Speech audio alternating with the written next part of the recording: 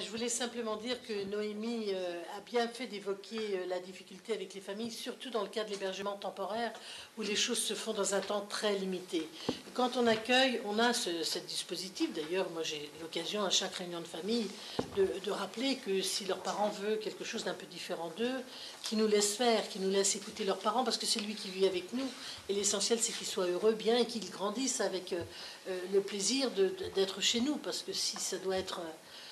je veux sortir, je veux partir, je me plais pas, ça sert à rien.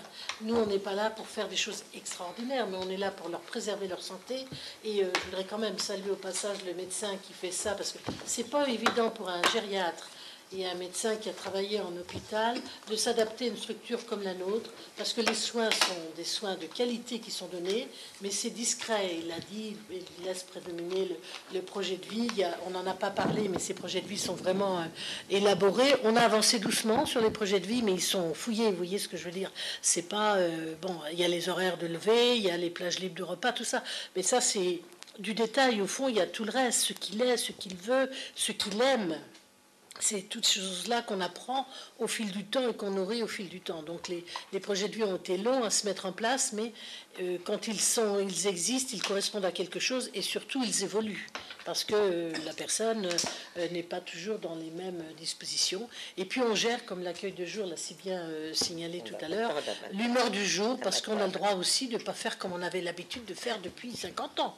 Si un jour on a envie d'autre chose, on doit pouvoir accueillir ça, quoi. En fait, si on est suffisamment en empathie, on peut pratiquement tout accueillir. Après, c'est une question d'organisation. La maison s'est réorganisée, s'est adaptée à tous ces souhaits exprimés, et j'espère qu'elle continuera à s'adapter avec ces équipes-là et puis les futures pour que les anciens transmettent aux autres et puis fassent encore mieux que nous, parce que je suis sûre qu'il y a encore une marge de progression très forte, mais voilà, qu'on continue. Et c'est bien d'avoir dit qu'il fallait qu'on soit vigilant et que cette bienveillance qu'on a, il ne faut pas qu'elle soit au détriment d'une vigilance qui pourrait nuire à la personne. Merci Noémie d'avoir évoqué ce point qui est quand même très important.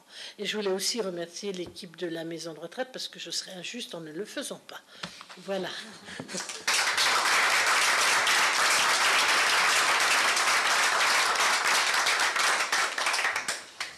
Et on reviendra, c'est promis. Maintenant, on va aller déjeuner rapidement. Pour la visite, c'est remis à demain. À un autre jour. Mais vous aurez le droit à la visite. Mais comme ça, vous pourrez échanger avec les personnes. Ce sera aussi un autre aspect. Marceline, comme vous n'avez pas beaucoup parlé, vous n'êtes pas avec nous. Comme ça, on a parlé à ma place. Moi, en tant que personne.